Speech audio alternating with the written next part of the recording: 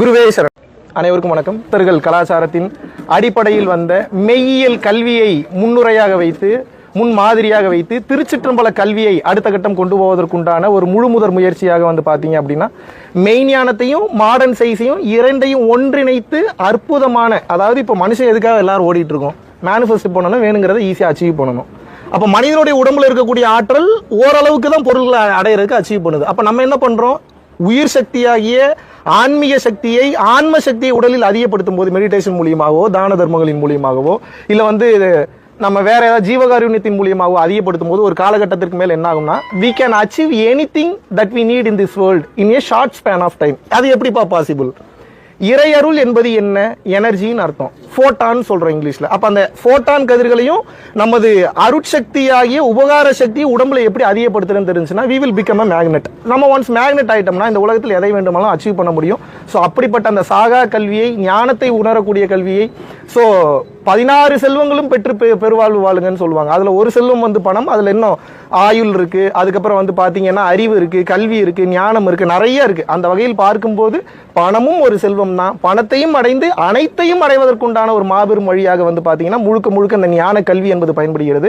நமது பரம்பொருள் அறக்கட்டளையை சார்ந்தவர்கள் அனைவரும் இந்த ஞான கல்வியை கற்றுக்கொண்டு அற்புதமாக உலகெங்கிலும் வந்து பயணம் பண்ணிட்டு வராங்க. ஸோ அந்த வகையில போன வருடம் வந்து பாத்தீங்கன்னா நம்ம சென்னை அமிர்தா பேலஸ்ல கிட்டத்தட்ட ஒரு அற்புதமான சக்தி வாய்ந்த உடலில் வந்து இருக்கக்கூடிய அந்த நாடி நரம்புகள்லாம் ஆக்டிவேட் பண்ணக்கூடிய அந்த நயன தீட்சைன்னு சொல்லுவாங்க, பார்வையினாலேயே தொட்டு தூண்டுதல். ஸோ அந்த ஆற்றல் நிலையில பல்வேறு விதமான ஒரு அருள் அனுபவங்களை வந்து போன வருடம் வந்து கொடுக்க முடிந்தது. நல்ல கேள்வி, பாராட்டுறேன்.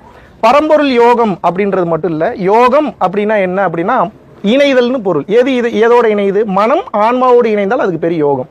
அப்ப யோகம் எதுக்கு பண்றோம்? மூச்சை நிறுத்தி உள்ளுக்குள்ள மூச்சை நிறுத்துறா, டோட்டலா நிறுத்துறது இல்ல, அது சமாதி, நிறுத்தி பழகிறது. ஸோ இந்த கலையை, மனதை நிறுத்தி கையாளக்கூடிய அந்த கலையை சொல்லித்தரக்கூடிய அந்த அற்புதமான ஒரு விஷயம் தான் யோக பயிற்சி. பரம்பொருள் யோகம் எனக்கூடியது அற்புதமான பயிற்சி. வாசி யோகம், கிரியா யோகம், இன்னும் பல்வேறு வகையான யோக பயிற்சிகள் ஒன்றடங்கிய சித்த வித்தையாக இருக்கட்டும், நம்ம வந்து கிரியா யோகமா இருக்கட்டும், இல்ல ராஜ யோகமா இருக்கட்டும், இல்ல வானாபானா சதியா இருக்கட்டும், இந்த மாதிரி பல்வேறு கலைகளுடைய கூட்டிணைவு வந்து நமது பரம்பொருள் யோகம். பரம்பொருள் யோகத்துடைய ஃபவுண்டர் வந்து மகாவிஷ்ணு கிடையாது, சித்தர்கள் மட்டும்தான். அவர்களுடைய வழிகாட்டுதல்ல, சூட்சம ரீதியா இருக்கக்கூடிய வழிகாட்டுதல்ல நம்ம எல்லாத்துக்கும் சொல்லி கொடுத்துட்டு இருக்கோம். ஸோ யார் வேண்டுமானாலும் இந்த யோக பயிற்சியை வந்து தாராளமாக செய்யலாம், எந்தவித தவறும் வந்து கிடையாது. 16 வயதுக்கு மேல இருக்கிறவங்க தீட்சை வாங்கிட்டு பண்ணலாம். 16 வயதுக்கு உள்ள இருக்கிறவங்க வந்து பாத்தீங்கன்னா டைரக்டா நம்ம யூடியூப்ல பரம்பொருள் ஃபவுண்டேஷன், பரம்பொருள் யோகம் ரிவீல்டுன்னு போட்டீங்கன்னா ஒரு அதில் வெளிப்படையா பேசியிருக்கோம். So you can watch over online. அதாவது நானே சொல்லிட்டேன் முதல்ல, எனக்கும் கஷ்டமா தான் இருக்குன்னு. பிரதர், பணம் இல்லாம எதுவுமே பண்ண முடியாது. இந்த மைக்கே என்ன ஒரு 350 ரூபா வருமா ப்ரோ? வருமா? ஜாஸ்தி வரும்னு நினைக்கிறேன். Sorry bro, sorry to interrupt. But என்ன சொல்றேன்னா, நான் பேசுறதுக்கு மைக்கே 350 ரூபா ரேட் வர்றப்போ நான் எனது ஒரு ஆத்திர அவசரத்துக்கு ஒரு பாத்ரூம் போறதுன்னா 5 ரூபா 10 ரூபா கேட்கறேன். பணம் இல்லாம எப்படி வாங்க? 1 ரூபா சம்பாரிச்சாலும் பணம் தான், 1000 சம்பாரிச்சாலும் பணம் தான், 1 லட்சம் சம்பாரிச்சாலும் பணம் தான், 1 கோடி சம்பாரிச்சாலும் பணம் தான்.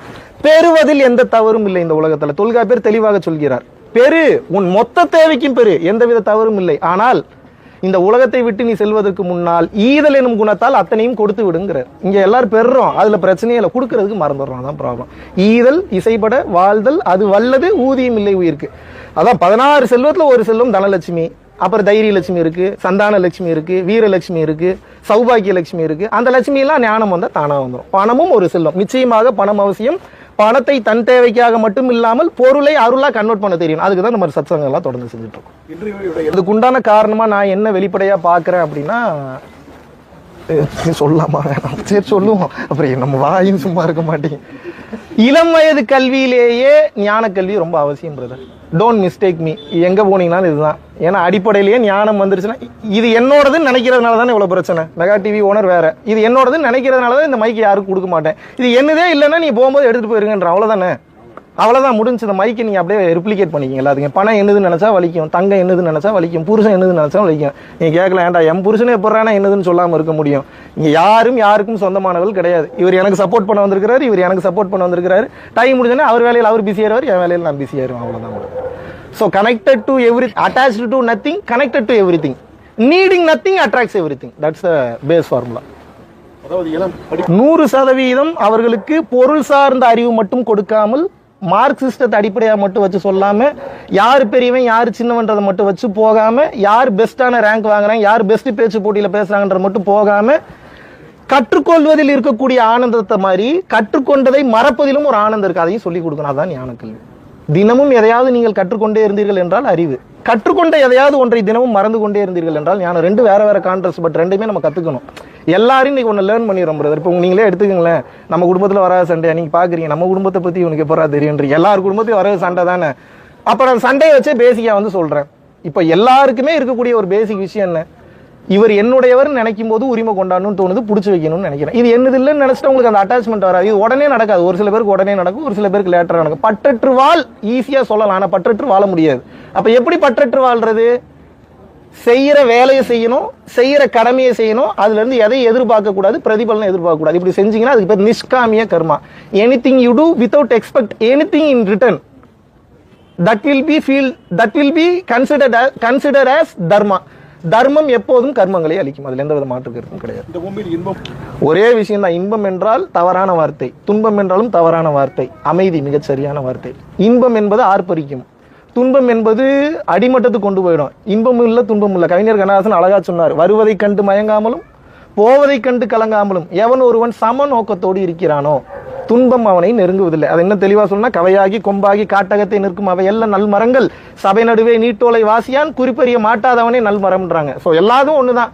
உள்ளே உணராதவன் மரமாக கருதப்படுகிறான், உள்ள உணர்ந்தவன் தெய்வமாக கருதப்படுகிறான். ஆன்மீகத்தை உலகம் ஃபுல்லா பரப்புறீங்க. எஸ், நீங்க தான் சொல்லணும்னு நினைக்கிறேன். என் வேலையை நான் சரியா பண்ணிட்டு இருக்கேன். அதுக்கு அடுத்து தொடருமா அப்படின்னு பிரதர், இதை நான் எப்படி பாக்குறேன்னா பிரதர், தேடிச்சோறு நிதம் தின்று பல சின்னஞ்சிறு கதைகள் பேசி மனம்பாடி துன்பமிக உடன்று பிறர்வாட பல செயல்கள் செய்து அரைகூடி கிடப்பருவம் எய்தி கொடுங்கூற்றுக்கிறேன பின்மாயும் பல வேடிக்கை மனிதரை போல் வீழ்வென்று நினைத்தாயம் பாரதியார் சொல்றாரு.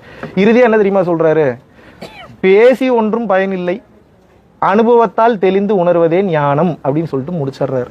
பேசி ஒன்றும் பயனில்லை, அனுபவத்தால் உணர்ந்து தெளிவதே ஞானம் முடிச்சிட்டாப்ல. அத்தனை ஞானத்தையும் பார்த்துட்டு அவர் முடிச்சிட்டாரு, ஒன்றும் இல்லைங்கிறார்.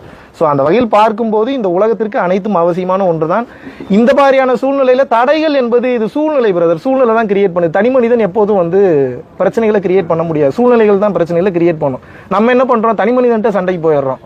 பண்ணது வேற ஒருத்தன், பிள்ளையை கிள்ளி விட்டு தொட்டிலை ஆட்டி விட்டு குழந்தையா இருந்து அழுது எதிரே நின்று சிரிப்பதும் அவனே, எல்லாம் அவன் தான். ஆனா நம்ம சண்டை போடுறது மட்டும் ஒரு ஆள்கிட்ட போறோம். அப்ப இது எப்படி பாக்குறேன்னா, என் வேலையை நான் பண்ணிக்கிட்டே இருக்கேன், இறைவன் எது வரைக்கும் அனுமதி கொடுத்துருக்காரோ போட்டோம். அனுபவம் மட்டும்தான் சிறந்தது. அனுபவத்தை தவிர இந்த உலகத்துல சிறந்த கல்வி எதுவுமே கிடையாது. அனுபவம் மட்டும்தான் நாலேஜ். புரியல பிரதர், நீங்க அனுபவம் இருந்தாதான் முதல்ல பேசவே முடியும். சும்மா நார்மலா பேசுறது வேற, அது யார் வேணாலும் பேசலாம். ஹிட்டிங்கா இருக்கணும், வின்னிங்கா இருக்கணும், இன்ஸ்பைரிங்கா இருக்கணும், டவுன் டு எர்த்தா இருக்கணும், டெம்பரன்ஸோட இருக்கணும். அதெல்லாம் இருக்குல்ல, அதெல்லாம் அனுபவத்துல தானே ஒரு அனுபவம் இல்லாம எப்படி வரும்.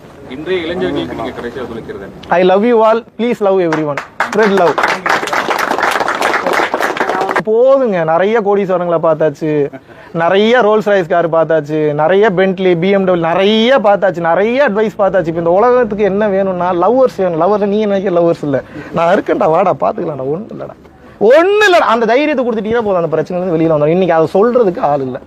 This world is completely in the need of more motivational speakers, more healers, more fun-loving persons, more sportive persons. ஒன்னும் இல்லடா பாத்துக்கலாம் வாடானா முடிஞ்சு போச்சு பிரச்சனை. நீ இப்படி பண்ணலாமான்னா தூக்குல தொங்கிடுவாங்க. இப்படி நிறைய இடத்துல நடக்குது. அதனாலதான் சொல்றேன், ஈஸி, ஜாலியா போங்க, ஜாலியா போலாம். வாழ்க்கையே ரொம்ப சிறப்பானது, ஜாலியா அனுபவிக்கலாம். பிரதர், எந்த ஒரு கண்டுபிடிப்புன்னு எடுத்துக்கிட்டாலுமே அதுல பிளஸ் அண்ட் மைனஸ் ஜாஸ்தி இருக்கு. எஸ்பெஷலி இன் டெக்னாலஜி கெடுதல்கள் ரொம்ப ஜாஸ்தி. அப்ப என்ன அப்படின்னா, அளவுக்கு மிஞ்சினாலும் அமிர்தம் நஞ்சுதான். நீங்க அமிர்தத்தவே அதிகமாக குடிச்சாலும் விஷமாகும் போது நம்ம அப்புறம் டெக்னாலஜிலாம் சொல்லவா வேணும். அளவா பயன்படுத்திக்கலாம், லேர்னிங்க்கு வச்சுக்கலாம். அடிக்ட் ஆகும். இதுல ஒரு சின்ன டிப்ஸ் மட்டும் சொல்லி கொடுத்துறேன். ஒரு 10ல இருந்து 15 நிமிஷத்துக்குள்ள நீங்க எப்பயாவது உங்களோட போன் எடுத்து அப்படி நோண்டும் போது ஒரு 10 நிமிஷம் நீங்க போனை வச்சிருக்கீங்க அப்படின்னா, அடுத்த 10 நிமிஷத்துல 5 நிமிஷம் எடுன்னு சொல்லும். அது எடுன்னு சொல்லும் போது உங்களால் எடுக்காம இருக்க முடியும்னா நீங்க ஜெயிச்சிட்டீங்க. அது முடியுதான்னு மட்டும் பாருங்க. இல்ல அது முடியலன்னா நம்ம இன்னும் நம்ம இது பண்ணுவோம். ஐயா, தமிழ்நாட்டில் ஒரு மிகப்பெரிய ஒரு ஆன்மீகவாதி, அவரோட வாரிசா உள்ள நியமிக்கிறத ஒரு பேச்சடி வருது.